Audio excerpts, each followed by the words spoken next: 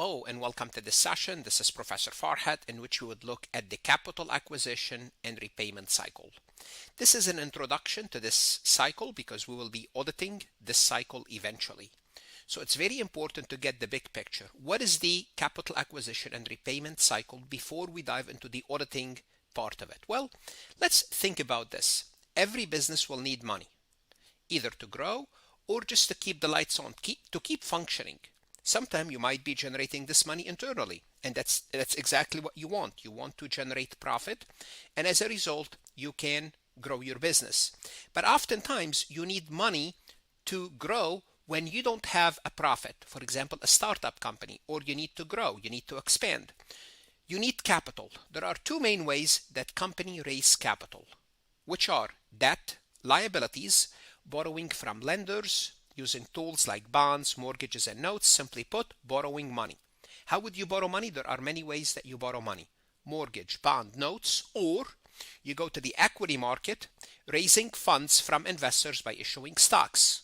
Hold on a second. This reminds me of something. The accounting equation. Your assets are coming from debt and they're coming from equity. Debt and equity are your source of capital, your source of assets. So this is how you raise money when you need money and you are not making enough profit to expand. So the capital acquisition and repayment cycle will describe how companies raise money through debt and equity. And obviously, after you raise money, what do you have to do? You have to return some of it. Well, in terms of debt, you have to return all of it. In terms of equity, you have to return some of it in form of dividend. Not you have to, but it's nice. That's why investors invested in you in the first place. So initially, funds are raised through loans or shares. It's going to boost cash, enabling operation, enabling extension. Then what you have to do later, you have to make payment, interest, repayment of the principal, and pay dividend to shareholders where the cash flows out. So in this section, in the capital and acquisition section, cash is coming in and cash is leaving us. And usually you're going to see those figures are large. They are large, they are few, and we're going to go ahead and dive a little bit more deeper into this cycle in the introduction. Let's go ahead and get started. Before we proceed any further, I have a public announcement about my company, farhatlectures.com. Our audit course is best for online students and students who are struggling in their audit courses. We cover the essentials from audit reports, internal control, ethics, evidence, sampling, planning and materiality, assurance and non-assurance services, and of course, the accounting cycles. Our comprehensive course includes lectures, multiple choice, true-false questions. Go ahead and start your free trial today. We are here to help. Your success starts here. So how do companies raise money? Debt, borrowing money comes with a commitment. When you borrow money, you promise to pay it back. The company has to pay interest. You have to understand this. And you have to pay the principal. And the interest, you have to pay it at a certain time. For example, monthly, yearly, quarterly. And that's important to understand. It's written down in the agreement. The equity brings money from investors who are now part of the company. The difference is humongous. For debtors, for the debt, you have to pay them back. You have to pay them back. And that's spelled out. And investors, you don't have to. Shareholders may get dividend, but unlike that, there's no obligation to pay back the invested money. Now, this is important. So how do you pay it back? For that, you pay it in form of interest, which is the cost of borrowing. So if somebody gave you $1 million, they want their $1 million back plus interest. So you have to make payment.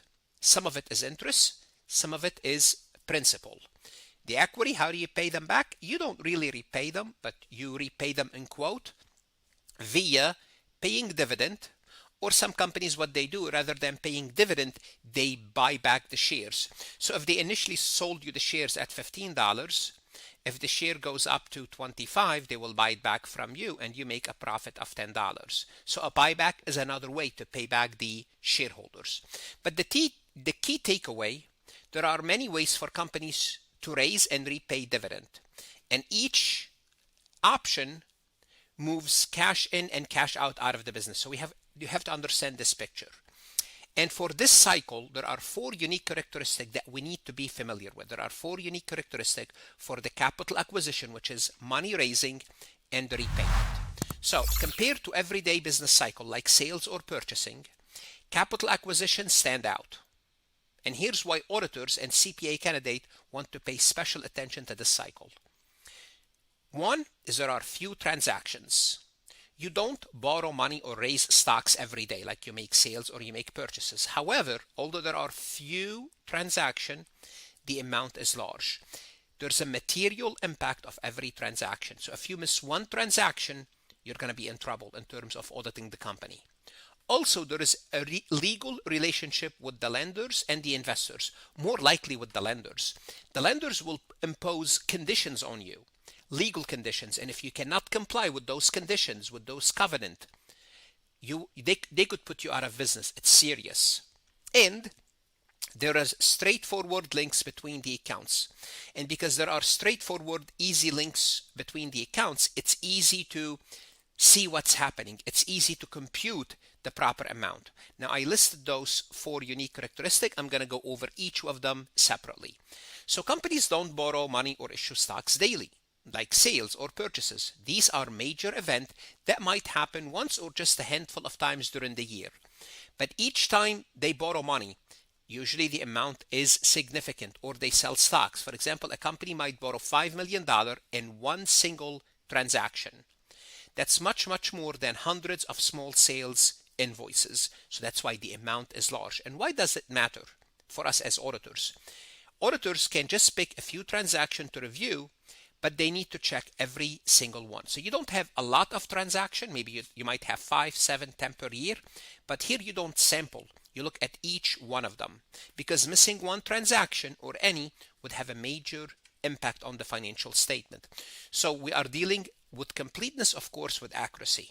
A business issue one large bond during the year, ignoring this single transaction could misrepresent the financial position of the company. That's one thing.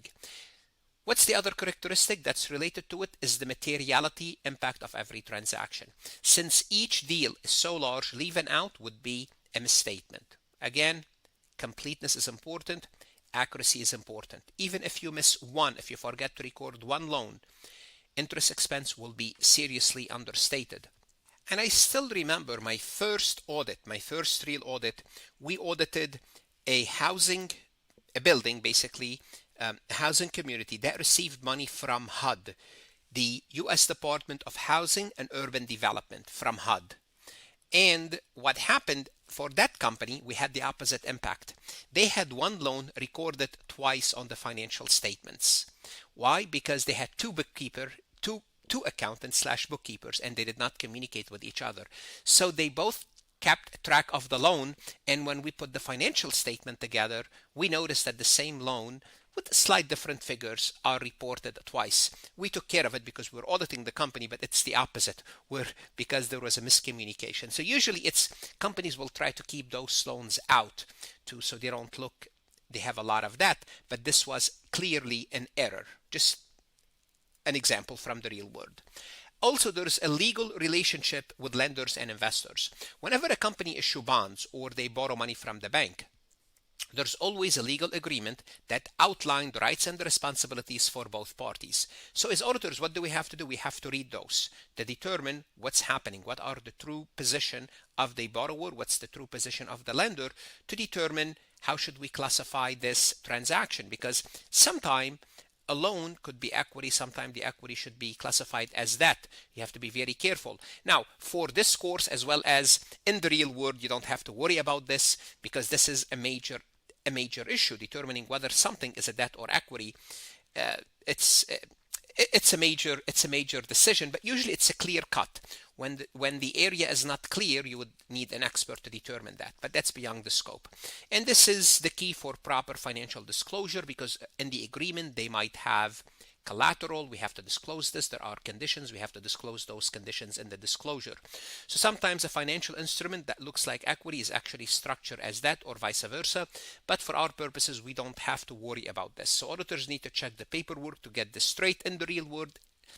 It's not as often, but it could exist, and if it exists, sometimes you need an expert.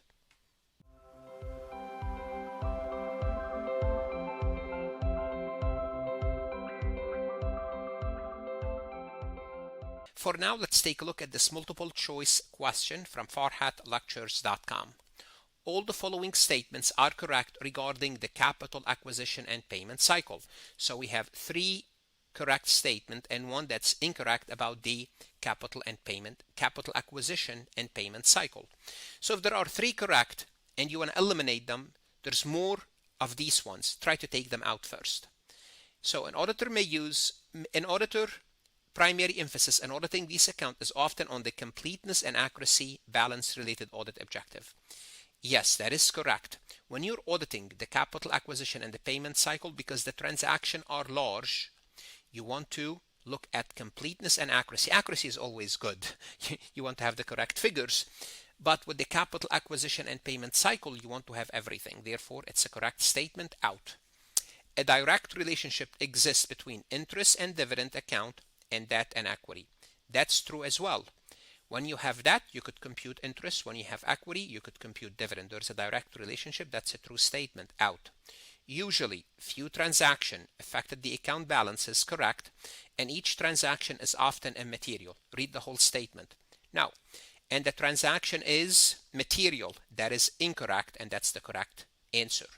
The auditor must determine whether the client has met the requirement of the debt or equity agreement. Yes, part of the audit to make sure they are in compliance with the lenders, they are in compliance with the investors. Therefore, it's a correct statement and incorrect answer.